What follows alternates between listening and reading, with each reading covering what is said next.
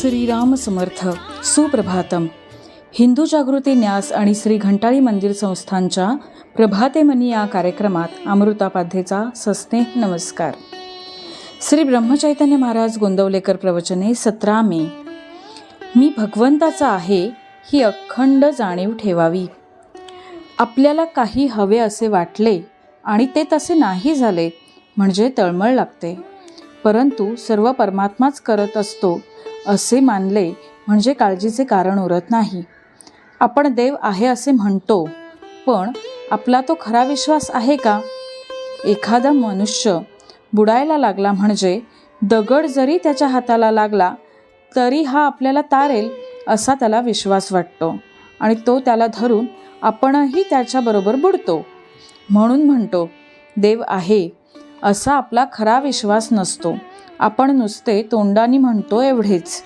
नाहीतर आपल्याला काळजी का वाटावी?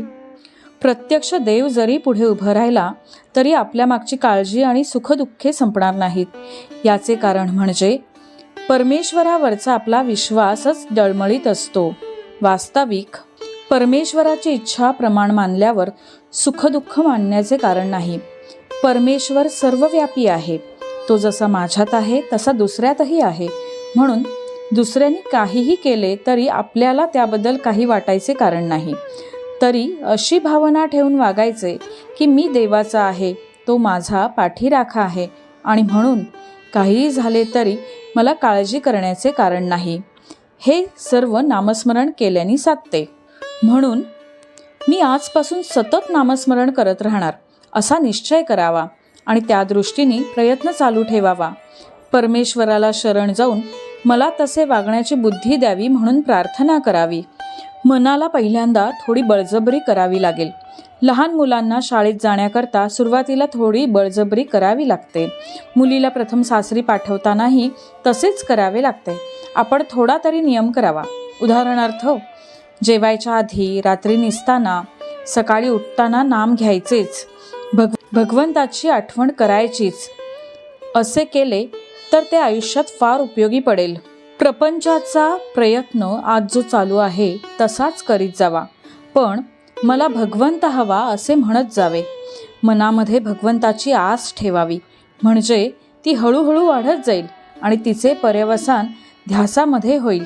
समजा एखाद्या माणसाला घर बांधायचे आहे, मला घर बांधायचे आहे असे तो म्हणत जातो आणि त्यासाठी पैसे शिल्लक टाकतो.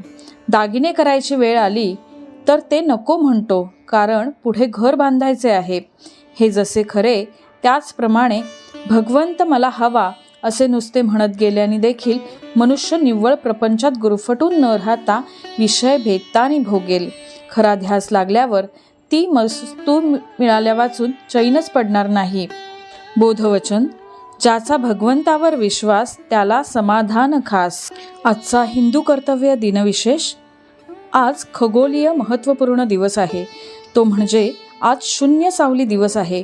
दुपारी 12:35 हा अनुभव आपल्याला घेता येईल.